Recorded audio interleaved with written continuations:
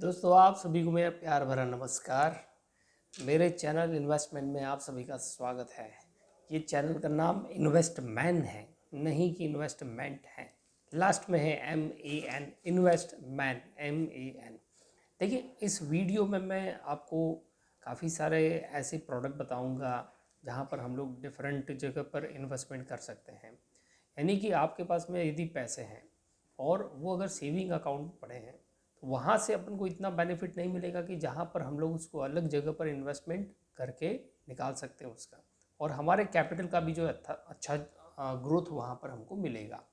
ठीक है, तो जैसे सेविंग्स बैंक अकाउंट में अगर हम देखें तो कितना रिटर्न हमको मिलता है, मोटा मोटा अप्रोक्सीमेट 2.7% का पर एनम का रिटर्न मिलता है, जबकि एफडी में हमारे पास अभी के समय पे 7%, 7 के ऊपर 7 से 8% का रिटर्न जो है यहाँ पर बैंक हमें प्रोवाइड करती है।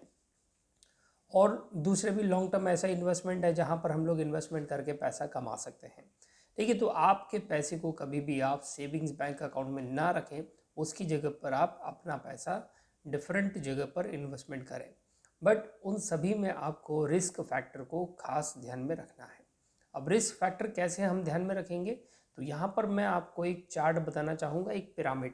वो है इन्वेस्टमेंट पिरामिड।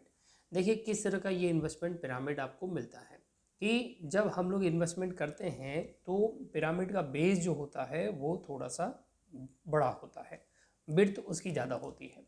यानी कि जब हम इन्वेस्टमेंट करेंगे तो सबसे पहले लाइफ इंश्योरेंस अपना लेंगे, क्योंकि फाइनेंशियल सिक्योरिटी ज़रूरी है, परिवार की फाइनेंशियल सिक्योरिटी ज़रूरी है कि यदि ब्रेड विनर नहीं रहेगा परिवार का भरण पोषण किस तरह से होगा। ठीक है, दूसरी बात कि जब हम इन्वेस्टमेंट लाइफ इंश्योरेंस में कर देते हैं उसके बाद में ऑप्शन आता है कि हम ऐसी जगह पर इन्वेस्टमेंट करें जहां पर हमारे पास में एक फिक्स रिटर्न हमको मिले और ज़्यादा पैसे का रिस्क ना हो। इसीलिए ऐसे ऑप्शन मार्केट में अवेलेबल है। सच एज आप एफडी रख सकते हैं, अगर आपके पास पैसा कम आ रहा है तो आप रिकरिंग डिपॉजिट भी रख सकते हैं। उसके अलावा आप पीपीएफ में इन्वेस्टमेंट कर सकते हैं, किसान विकास पत्र में इन्वेस्टमेंट कर सकते हैं, नेशनल सेविंग सर्टिफिकेट में इन्वेस्टमेंट कर सकते हैं। यदि किसी की बच्ची है छोटी जो 10 साल तक की है, 10 साल से कम उम्र की है, तो वहाँ पर भी उसके नाम पर पैसा रखा जा सकता है। तो बहुत से ऑप्शंस अवेलेबल हैं। ठीक, तो वहाँ पर आप इन्वेस्टमेंट करेंगे बट वहाँ रिस्क बहुत कम है और रिटर्न भी मॉडरेट लेवल पे आपको 7 से 8% के आसपास मिलता है। यदि जैसे आप पीपीएफ में इन्वेस्टमेंट करते हैं तो 7.1% के आसपास आपको रिटर्न मिलता है। सरकार इसको हर क्वार्टर में बदलती रहती है, चेंज करती रहती है। तो आपको क्या करना है, एक बार इन्वेस्टमेंट करें, 15 साल तक, 12 साल तक वो सारी चीज़ें चलती रहेगी, इन्वेस्टमेंट चलता रहेगा, उसमें किसी प्रकार का रिस्क नहीं है। जो रिटर्न मिलेगा कंपाउंडिंग है, ऑलवेज बेनिफिट उठाओ आप कंपाउंडिंग का। तो कंपाउंडिंग का बेनिफिट मिलेगा तो आपको ज़्यादा, आपका जो कैपिटल का ग्रोथ है वो अधिक से अधिक होगा। फिर कुछ ऐसे मॉडरेट रिस्क इन्वेस्टमेंट है जैसे कि म्यूचुअल फंड। अब म्यूचुअल फंड ही सब्जेक्ट टू मार्केट रिस्क कहा जाता है, बट हम अगर देखें तो म्यूचुअल फंड में इन्वेस्टमेंट किया जाता है मार्केट में, और वहाँ पर हम जो इन्वेस्टमेंट करते हैं होता तो इक्विटी मार्केट में, बट कुछ एक्सपर्ट की राय के आधार पे वहाँ पर कुछ ऐसे फंड मैनेजर बैठे होते हैं जो कि इन्वेस्टमेंट करते हैं, हमारे पैसे को लगाते हैं मार्केट में और रिस्क को डाइवर्सिफाई करेंगे अलग अलग सेक्टर्स में। तो अगर मार्केट गिरता भी है तो कोई सेक्टर गिरता है, कोई सेक्टर उठता है, उसका बेनिफिट आपको मिलता है म्यूचुअल फंड में। बट ये लॉन्ग टर्म के लिए काफ़ी अच्छा एक ऑप्शन है इन्वेस्टमेंट का। बट आप उसके अलावा अगर हाई रिस्क में जाना चाहें तो आप खुद भी इन्वेस्टमेंट कर सकते हैं इक्विटी मार्केट में। बट इक्विटी मार्केट के लिए आपके पास में एक नॉलेज होना ज़रूरी है। नॉलेज अगर है और आपके पास थोड़ा पैसा है तो छोटा छोटा इन्वेस्टमेंट आप करें। यहाँ मैं आपको एक पिरामिड बताना चाहूँगा जिससे आपको समझ में आ जाएगा कैसे हम इन्वेस्टमेंट करें। तो पिरामिड में जैसे सबसे पहले लाइफ इंश्योरेंस, उसके बाद ऐसे लो रिस्क फैक्टर वाले एफडी, पीपीएफ, किसान विकास पत्र, postal saving scheme, monthly saving schemes, वहाँ पर आप इन्वेस्टमेंट करें। वहाँ एक आपको अच्छा रिटर्न मिलेगा और बिल्कुल सेफेस्ट रिटर्न मिलेगा। भारत सरकार के द्वारा ऐसे बहुत से स्कीम्स, बहुत सी योजनाएं हैं जिसमें आपको लॉन्ग टर्म में फिक्स रिटर्न सरकार देती है। उसके बाद म्यूचुअल फंड में इन्वेस्टमेंट करें और उसके बाद आप इक्विटी शेयर्स में रिस्क उठा सकते हैं। बट वहाँ पर रकम जो है वो कम लगाएं, जितना कम रकम लगाएंगे उतना रिस्क आपका कम होगा। बट आपको पहले बेस मजबूत करना है। पिरामिड के बेस पे जब आप इन्वेस्टमेंट करते हैं यानी लाइफ इंश्योरेंस एफडी, तो वो ज़्यादा होना चाहिए। बट और भी ऑप्शंस हमारे पास अवेलेबल है, जैसे कि आप गोल्ड में इन्वेस्टमेंट कर सकते हैं, आप प्रॉपर्टीज़ में, बट उन सब के लिए हमें ज़्यादा से ज़्यादा कैपिटल की रिक्वायरमेंट होती है। बाकी जो गवर्नमेंट ऑप्शन है वो कम इनकम में और कम कैपिटल में हो जाता है। बट जो गोल्ड प्रॉपर्टीज़ में हम इन्वेस्टमेंट करेंगे तो वहाँ पर अधिक से अधिक हमको पैसा लगाना पड़ता है। इसीलिए पहले आप कैपिटल बनाओ, उसको ग्रो करो, फिर बाद में अपने जितने भी ड्रीम्स हैं उसको पूरे करो। देखिए, इस वीडियो में मैं आपको एक जो स्कीम है जो गवर्नमेंट की है, जिसको हम लोग पब्लिक प्रोविडेंट फंड बोलते हैं, उसमें अगर आप इन्वेस्टमेंट करते हैं तो आपको क्या क्या बेनिफिट मिलते हैं उसके बारे में मैं एक्सप्लेन करूंगा। जैसे पीपीएफ, जो पीएफ का जो फंडा होता है दो तरह से होते हैं। एक होता है पब्लिक प्रोविडेंट फंड और दूसरा होता है employ provident fund. Employ provident fund EPFO का बेनिफिट, ईपीएफ का बेनिफिट आप जो किसी प्राइवेट कंपनी में या पब्लिक कंपनी में अगर जॉब करते हैं तो आपको मिलेगा। बट अगर आप ओनली पीपीएफ पब्लिक हैं तो आप अगर पीएफ का बेनिफिट लेना चाहते हैं तो आपको ईपीएफ में नहीं जाना है, नहीं आपको ईपीएफ का बेनिफिट मिलेगा। आपको सिर्फ और सिर्फ क्या करना है, बैंक में जाना है और बैंक में आपको अपना पीपीएफ अकाउंट ओपन करना है। बेनिफिट क्या है उसमें? पहला बेनिफिट ये है कि नॉमिनल अमाउंट से खुलता है, so it is called small saving schemes.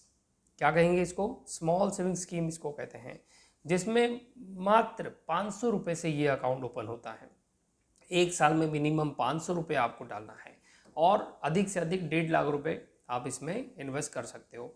अब 1.5 लाख जो इन्वेस्टमेंट करोगे, अगर आप इनकम टैक्स के दायरे में आते हैं तो आपको ये बेनिफिट और मिलेगा कि आपका इनकम टैक्स में रिबेट मिलता है, और इनकम टैक्स में जैसे ही रिबेट मिलेगा तो आपके इनकम में से उतना पैसा ज़ीरो टैक्स लायबिलिटी पे चले जाता है।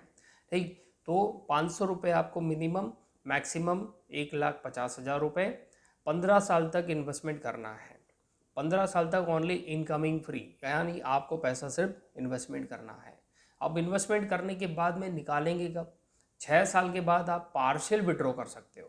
पूरा पैसा आप प्री मैच्योर नहीं कर सकते, because pre matured facility is not available. यहाँ पर वो फैसिलिटी अवेलेबल नहीं है। इसलिए आपको वही पैसा जो कि इन्वेस्टमेंट करना है जो लंबे समय तक कभी काम नहीं लगेगा, पर छोटा छोटा नॉमिनल अमाउंट है, तो आप वेरिएशन में इसको इन्वेस्टमेंट कर सकते हो। वेरिएशन में कैसे? कभी 500 इन्वेस्ट कर दिया, कभी 1,000 कर दिया, कभी 10,000, कभी 50,000, या आप एक ही बार में 1.5 लाख रुपये अगर डाल देते हैं तो भी ये चलता है। वहाँ कोई ऐसा वेरिएशन का या कोई ऐसा मंथली इंस्टॉलमेंट का आपका क्राइटेरिया फिक्स नहीं है। बेनिफिट क्या होगा? 15 साल बाद में आपकी जो रकम है 7.1% या उससे अधिक जो सरकार डिसाइड करेगी, हर क्वार्टर में डिसाइड करती है, तो वहाँ पर आपको उसका बेनिफिट मिलता है। ठीक, और ईयरली कंपाउंडेड है। पहले साल सिंपल इंटरेस्ट में पैसा आएगा, उसके बाद में आपका कंपाउंडिंग होते जाएगा पैसा। और अगर 15 साल के बाद में आप अगर उसमें इन्वेस्टमेंट करना चाहें तो फिर से उसको मैच्योरिटी के 1 साल के भीतर 5 साल के लिए फिर से इन्वेस्टमेंट कर सकते हो। तो जो बेनिफिट आपको 15 साल में मिल रहा था वो अब मिल जाएगा आपको 5 साल में। ये एक बेनिफिट उसमें है। दूसरा, माइनर के नाम पर भी ये अकाउंट कर सकते हैं, यानी 1 साल के बच्चे के नाम पर अगर करते हैं तो 10th पे आने पर, यानी 15 साल की उम्र में उसके पास में जो रकम जो इन्वेस्टमेंट की होगी उसका बेनिफिट उसके एजुकेशन में लग सकता है। रिटर्न कितना मिलता है? अभी दिसंबर 2022 के समय में, 31 दिसंबर 2022 में सरकार हर क्वार्टर में चेंज करती है। इस बार उसमें कोई परिवर्तन नहीं हुआ। 7.1% के हिसाब से 7.1, ठीक है, ये ईयरली कंपाउंडेड हमको मिलता है। ये अकाउंट आप कहीं पर भी ओपन कर सकते हो, चाहे आप बैंक में करें चाहे आप पोस्ट ऑफिस में करें। और इसकी अधिक जानकारी अगर आपको चाहिए तो आप इंडिया पोस्ट पे जाकर वहाँ पर जो गवर्नमेंट स्कीम्स हैं उसमें जाएं। वहाँ आपको इस पीपीएफ के बारे में और उसके साथ में गवर्नमेंट की जो भी स्कीम्स हैं उन सभी का पूरा ब्यौरा आपको मिल जाएगा। कितना रिटर्न उसमें मिलेगा, जितना इन्वेस्टमेंट आपको करना है वो चीज़ सब कुछ इसमें मिल जाती है। तो इन्वेस्टमेंट की शुरुआत हमेशा छोटी उम्र से करना ज़रूरी है। जितना छोटी उम्र से इन्वेस्टमेंट करना शुरू करेंगे उसका बेनिफिट आपको लंबे समय में ज़्यादा मिलेगा। तो यही है पीपीएफ के बारे में। मैं आई होप कि ये जानकारी आपको अच्छी लगी होगी। आप मेरे चैनल को सब्सक्राइब कर सकते हो, लाइक करें और शेयर करें इन्वेस्टमेंट को। Thank you so much. फिर मिलेंगे, बने रहिए मेरे साथ केशव कुमार इन्वेस्टमेंट में। Thank you.